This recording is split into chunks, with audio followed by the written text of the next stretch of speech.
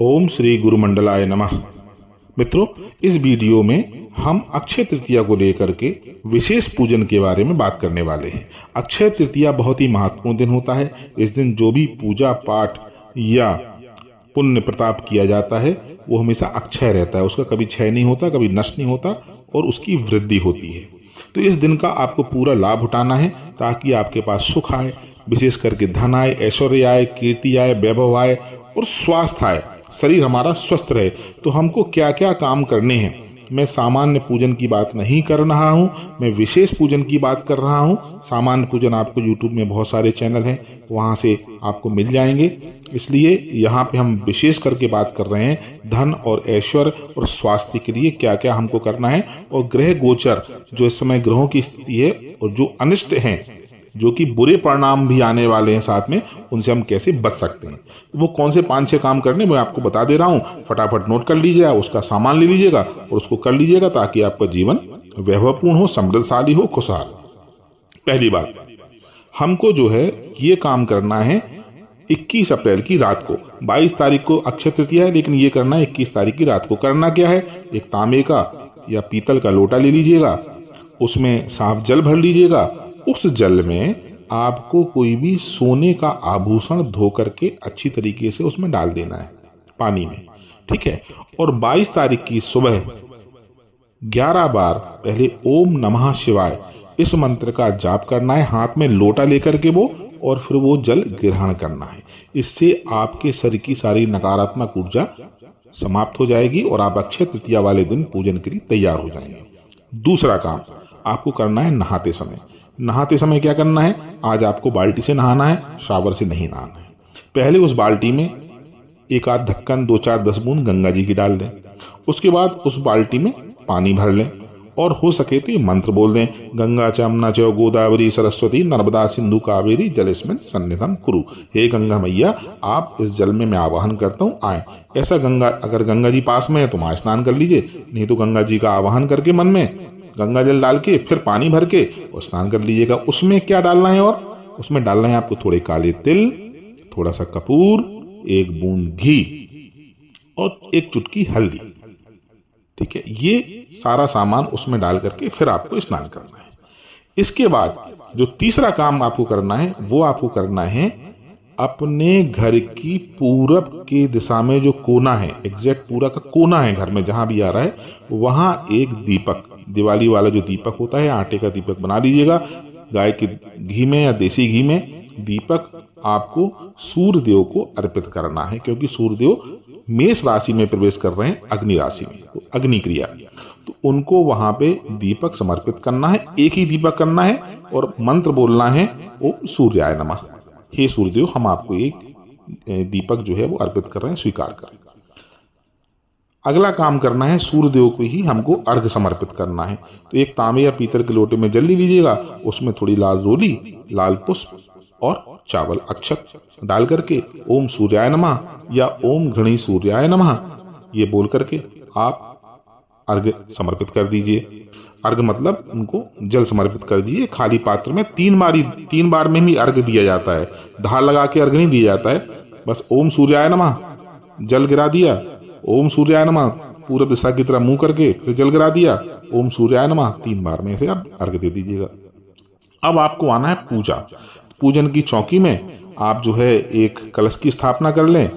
आपके पास गणपति की फोटो होना चाहिए, लक्ष्मी जी और विष्णु जी की साथ में फोटो होना चाहिए और कुबेर जी की फोटो होना चाहिए। आपके पास कमलगट्टे की माला होना चाहिए, ठीक है। तो क्या क्या सामग्री है वो मैं आपको जैसे जैसे बताऊंगा आपको पता चल जाएगा। तो सबसे पहले आपको गणपति का पूजन करना है। तो पंचोपचार पूजन, धूप दीप नैवेद्य फल मिठाई जो कुछ है गणेश जी को समर्पित कर दीजिएगा। उसके बाद में आपको एक माला इस मंत्र की जाप करना है। किस मंत्र की, जो कि गणेश जी और लक्ष्मी जी का दोनों लोगों का मंत्र है, क्योंकि हम ये विशेष पूजा कर रहे हैं। मंत्र आसान है बोलने में, ओम श्रीम गम सौम्याय गणपतये वर वरद सर्व जन्म में वश मनाय स्वाहा। ओम श्रीम गम सौम्याय गणपतये वर वरद सर्व जन्म में वश मनाय स्वाहा। ऐसा एक माला आपको 108 बार मंत्र का गणेश जी का जाप करना है। अब आपको एक काम और करना है। आपके पास होना चाहिए एक भोजपत्र, और उस भोजपत्र पे आपको पहले तो भगवान विष्णु भगवान लक्ष्मी जी की पंचोपचार पूजन, धूप दीप नैवेद्य अक्षत पुष्प सब समर्पित कर दीजिएगा। उसके बाद में आपको एक भोजपत्र आपके पास होना चाहिए। और ये जो मैं मंत्र मैं आपको बता रहा हूँ, ये विशेष मंत्र है, क्योंकि ये लक्ष्मी जी और विष्णु भगवान का सामूहिक मंत्र है, दोनों की कृपा इसमें प्राप्त होती है। वो मंत्र आपको उस भोजपत्र पे कुमकुम से या अष्टगंध से आपको लिखना है। ठीक है, मंत्र क्या है? ओम ह्रीम ह्रीम श्रीम श्रीम लक्ष्मी वासुदेवाय नमः। ओम ह्रीम ह्रीम श्रीम श्रीम लक्ष्मी वासुदेवाय नमः। ये जो मैं ह्रीम बोल रहा हूं, कुछ लोग उसको ह्रीम बोलते हैं, लेकिन आपको रा का उच्चारण करना है। लेकिन रा का उच्चारण जो है वो आपको गले से नहीं करना है, आपको पेट से करना है। रा, जब आप पेट से रा बोलेंगे तो री ऐसा निकलेगा। ठीक है, तो ये आपको कितना करना है, ये पहले लिखना है इसको भोजपत्र के ऊपर। और जौ चावल या गेहूं का एक ढेर रख लीजिएगा, उसके ऊपर जो है इसको स्थापित कर देना है। इस यंत्र, इस जो आप मंत्र लिखेंगे, इसका भी आपको पंचोपचार पूजन करना है। इसमें चंदन अक्ष पुष्प सब समर्पित कर दीजिएगा। इस यंत्र के ऊपर के लिख लेंगे तो यंत्र ही हो जाएगा वो। और कमलगट्टे की माला से आपको जो है वो कम से कम एक माला, और चूंकि अक्षय तृतीया है, जितना बटोर सकता है बटोर लीजिए। यही सेवेंगे, यही काम आएगी पूरे साल भर भी और आगे भी। ठीक है, तो कम से कम 11 माला आप इसकी जाप करें। माला को अगर सिद्ध कर लेंगे तो और अच्छा प्रभाव आएगा। उस माला का भी पूजन कर सकते हैं आप, और साल भर कर सकते हैं जाप। तो आपको माला सिद्ध करने की विधि का वीडियो का लिंक मैं डिस्क्रिप्शन में दे रहा हूं, ऑलरेडी है।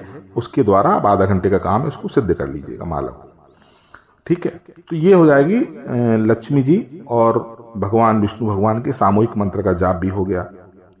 अब आपको करना है कुबेर जी का पूजन। कुबेर जी का क्यों करना है? क्योंकि आज ही के दिन जो है वो कुबेर भगवान को देवताओं का खजांची नियुक्त किया गया था। तो बहुत इंपॉर्टेंट डेट है उनकी कृपा प्राप्ति के लिए। उनको बधाई दे दीजिएगा। और उनके मंत्र की आपको एक माला जाप करनी है। मंत्र क्या है? एक साधारण मंत्र है, ओम कुम कुबेराय नमः। इसका जाप कर लें। आपको और थोड़ी शक्ति चाहिए तो आप बीज मंत्र वाला जो मंत्र है उसका जाप कर लें। वो क्या है? ओम श्रीम ह्रीम क्लीम श्रीम क्लीम वित्तेश्वराय नमः। ओम श्रीम ह्रीम क्लीम श्रीम क्लीम वित्तेश्वराय नमः। इसकी आप एक माला जाप कर लें। तो ये गणेश जी और लक्ष्मी नारायण जी और कुबेर जी का हो गया जाप। अब आपको क्या करना है? अब आपको करना है हवन। ठीक है, तो हवन सामग्री का है, उसका एक वीडियो ऑलरेडी बना हुआ है, उसका लिंक भी मैं दे दूंगा। और कैसे करना है उसका भी आपको वीडियो का लिंक मैं दे दूंगा, वो आप देख लीजिएगा। ठीक है ना। और हवन सामग्री जो है उसमें फिर भी यहाँ बता दे रहा हूँ, साधारण सी हवन सामग्री बनाना है। उसमें सफ़ेद तिल, काले तिल, जौ, चावल, शहद, पंचमेवा और गुड़, ये मिला करके आपको हवन करना है। जो मंत्र मैंने आपको बताए हैं गणेश जी के, लक्ष्मी नारायण के और कुबेर के, उन्हीं मंत्रों में अंत में लगा दें स्वाहा। ठीक है, और आहुति प्रदान कर ले। मान लीजिए आप कुबेर जी के मंत्र से आहुति कर रहे हैं तो ओम श्रीम ह्रीम क्लीम श्रीम क्लीम वित्तेश्वराय नमः स्वाहा। कितना हवन करना है? जितना जाप करेंगे उसका 10%, यानी कि 10वें हिस्सा क्वांटिटी में आपको, अगर आप 108 कर रहे हैं तो 11 आहुति देना है, और 11 माला कर रहे हैं आप तो आपको उसमें एक माला से आपको हवन करना है। तो ये हो गया पूजा प्रकरण आपका संपन्न। अब आपको जो अगला काम करना है वो करना है शाम को। उसमें क्या करना है? उसमें आपको चंद्रमा देवता को अर्घ्य देना है। ठीक है, चंद्रमा की कृपा प्राप्ति हेतु एक तांबे या पीतल के लोटे में, चांदी के गिलास में, जिसमें भी हो, उसमें जल लेकर के दूध और थोड़ा सा चावल डाल के ओम चंद्रमा से नमः ऐसा करके उनको आप अर्घ्य दे दीजिएगा। आखिरी और बहुत महत्वपूर्ण काम है राहु के लिए, क्योंकि इस समय राहु और सूर्य की युति बन रही है। ये ग्रहण योग कहा जाता है ज्योतिष में इसको। और बृहस्पति और राहु की भी एक साथी हैं सब लोग। राहु बृहस्पति मेष राशि में ही हैं, और बुध और गुरु। तो राहु की शांति के लिए आपको अपने घर के दक्षिण पश्चिम का जो कोना है, यानी कि साउथ और वेस्ट के बीच का जो दिशा आएगी उसके कोने में आपको 8 दीपक जलाने हैं रात को 9 बजे के आसपास। और आपको ये मंत्र, आपको हर दीपक जलाया 8 दीपक ले लीजिए, घी ले लीजिए, देसी घी, बाती लगा लीजिए और उसमें एक दीपक जलाइए तो मंत्र बोलिए, ओम भ्राम भ्रीम भ्रौम सह राहवे नमः, एक दीपक जला दिया। ऐसा दूसरा, ऐसे करके आपको 8 दीपक जलाने हैं ताकि जो राहु देवता का जो भी अनिष्ट है वो आपके जीवन में नहीं होगा। और एक बात रिक्वेस्ट आपसे ये है, प्लीज़ चैनल को सब्सक्राइब जरूर कर लीजिएगा। ये जो मैंने आपको पूरा प्रोसेस बताया है ये आपको कहीं नहीं मिलेगा, बिल्कुल जो है वो गुरु कृपा से, सिद्धों की कृपा से आपको मैं बता रहा हूँ।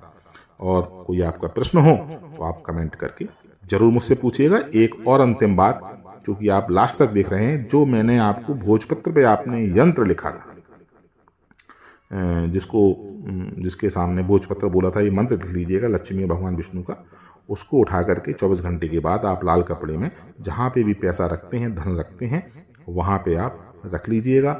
आपके घर में पहले से बेहतर धन होगा, कुछ बाधाएं आ रही हैं तो वो शांत हो जाएंगी। और हो सके तो ये गणेश जी का, कुबेर जी का और लक्ष्मी नारायण का जो मंत्र है, अगर आप विष्णु उपासक हैं, लक्ष्मी उपासक हैं, तो थोड़ा बहुत जाप पूरे साल भर करते रहिएगा ताकि आपको कभी भी जीवन में धन की और ऐश्वर्य की और स्वास्थ्य की कमी ना हो। आप सबका जीवन शुभ हो। धन्यवाद। जय माता।